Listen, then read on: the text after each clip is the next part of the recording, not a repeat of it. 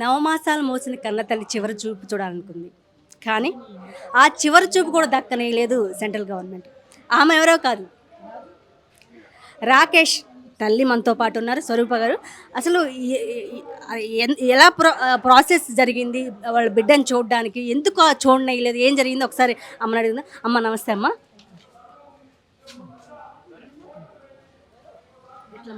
రాకేష్ని చూడడానికి మీరు వెళ్ళారా?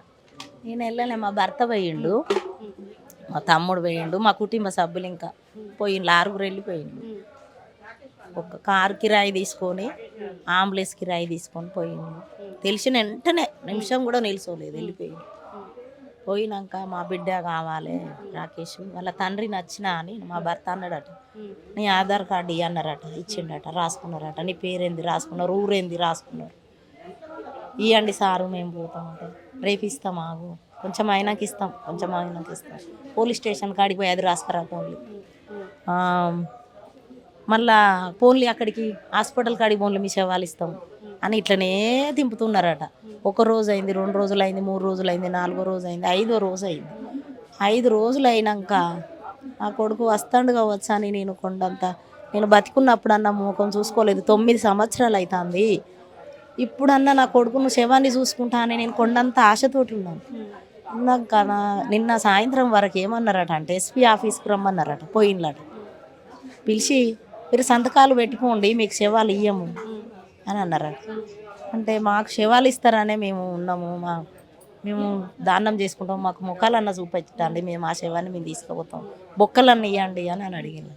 ఇయ్యము, వాసన వస్తుంది, మాకు కలెక్టర్ నుంచి నోటీస్ వచ్చింది, వాసన వస్తుంది, మేము ఇయ్యము అంటే వాసన వచ్చేటట్టు ఎవరు చేసిండ్రు. ఇప్పుడు తెల్లారే మేము పోయినాం కదా, పోగానే మరి మేము కూడా ఏసీ అంబులెన్స్ తీసుకుపోయినాం, అందులో వండ పెట్టపోయినాం.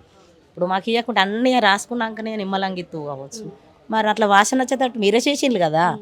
ఇప్పుడు గవర్నమెంటు మోడీ ప్రభుత్వము నేను అన్ని చేస్తా ఇది చేస్తా, హిందువుల ప్రకారం హిందువు ఆ హిందువు ఈ హిందువు అన్ని మతాలు అన్న పద్ధతి ప్రకారం చేస్తా అన్నాడు. మరి హిందూ ప్రకారం నేను నా బిడ్డను దానం చేసుకుంటానంటే ఎందుకు ఇవ్వలేదు? ఇప్పుడు అన్ని పాటించిన మోడీ నా బిడ్డను హిందూ ప్రకారం నేను చేసుకుంటా అంటే ఎందుకు ఇవ్వలేదు? అవన్నీ తప్పుడు మాటలు కాదా మోడీ? కాలబెట్టే అక్కెవలు ఇచ్చిళ్ళు, చంపే అక్కెవలు ఇచ్చిళ్ళు, తల్లిదండ్రులకే ఉంటుంది తెలియదా? అయినా కూడా మోడీ కూడా ఒక తల్లి కన్న బిడ్డే. నీకు భార్య లేదు కావచ్చు, నువ్వు కన్న పిల్లలు లేరు కావచ్చు, కానీ నువ్వైతే ఒక కన్న తల్లి కన్న బిడ్డేవే నువ్వు.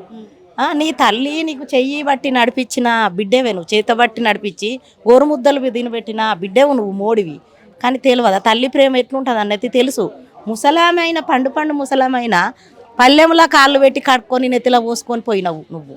అట్లాంటి ప్రేమ అందరికన్నా తల్లు లేదు కాదా అని నేను ఇవాళ మోడీని అడుగుతున్నా, చంద్రబాబుని అడుగుతున్నా. చంద్రబాబు నీకు పిల్లలు ఉన్నారు, 2 కొడుకులో ఉన్నారో బిడ్డలే ఉన్నారో, నీకు భార్య ఉన్నది, నువ్వు నీ కన్న పిల్లను ఎన్నో చంపి నీకు ముఖం చూపెట్టకుంటే నీ భార్యకి ఎంత శోకం ఉంటుంది, నీకెంత శోకం ఉంటుంది అని నేను చంద్రబాబు నాయుడిని కూడా అడుగుతున్నా. ఇప్పుడు కాంగ్రెస్ ప్రభుత్వాన్ని కూడా అడుగుతున్నా, నా బిడ్డను చంపే హక్కు మీకు ఉండవచ్చు, కానీ కాలబెట్టే హక్కు ఎక్కడిది?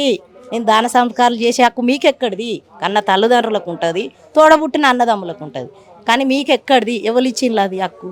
అంటే ఇంత నీచమైన పనులు చేస్తాను గవర్నమెంట్. రాకేష్ ఉద్యమం అయిపోయి ఎన్ని సంవత్సరాల క్రితం అడుగులేశారమ్మా? 9 సంవత్సరాలు అవుతుంది, 9 ఏళ్ళు అవుతుంది. మీ దగ్గర ఉన్నప్పుడు అమ్మ ఇట్లా ఉద్యమంలోకి వెళ్ళాలనుకుంటున్నాను, పేదలకు ఏమన్నా చేయాలి పోయిండు. నా కొడుకు పీజీ డిగ్రీ చేసిండు, ఇంటర్ చేసిండు, గవర్నమెంట్ స్కూల్లోనే నా 2 కొడుకులు చదువుకున్నారు 10వ తరగతి వరకు. బీడీలు చేసుకుంటా నేను పొద్దుందాకా బీడీలు చేసి, పొద్దుందాకా కూలీ పని పోయి తెల్లందాకా బీడీలు చేసిన. నా పిల్లలు బతకాలే, నేను చదివిపియాలి, నా భర్తకు చదువు రాదు, నాకు చదువు రాదు, నా పిల్లలను గొప్పోళ్ళని చేసుకోవాలని నేను డబల్ పనులు చేసిన. నా భర్త ట్రాక్టర్ నడిపేది, మళ్ళీ లేబర్ పనితోటి తట్టతోటి లేబర్ పని చేసేది. మేము ఇద్దరము భార్య భర్తలము 2 పనులు చేసుకొని నా పిల్లలను చదివిపించుకున్నాము. చదివిపించుకున్నాక నా బిడ్డ ఎట్లా చదువుకున్న బిడ్డ పోయి 9 ఏళ్ళు. ఆ బిడ్డ ముఖం ఇంతవరకు మేము చూడలేదు, నా భర్త చూడలే, నేను చూడలే, వాళ్ళ తోడబుట్టిన అన్న చూడలే, వాళ్ళ మేనమామ చూడలే. పోయిన బిడ్డ శవం కూడా ఇంటికాడికి అసలు బొక్కలు కూడా చూసుకోకుండా అవకాశం ఇవ్వలేదు నాకు గవర్నమెంట్.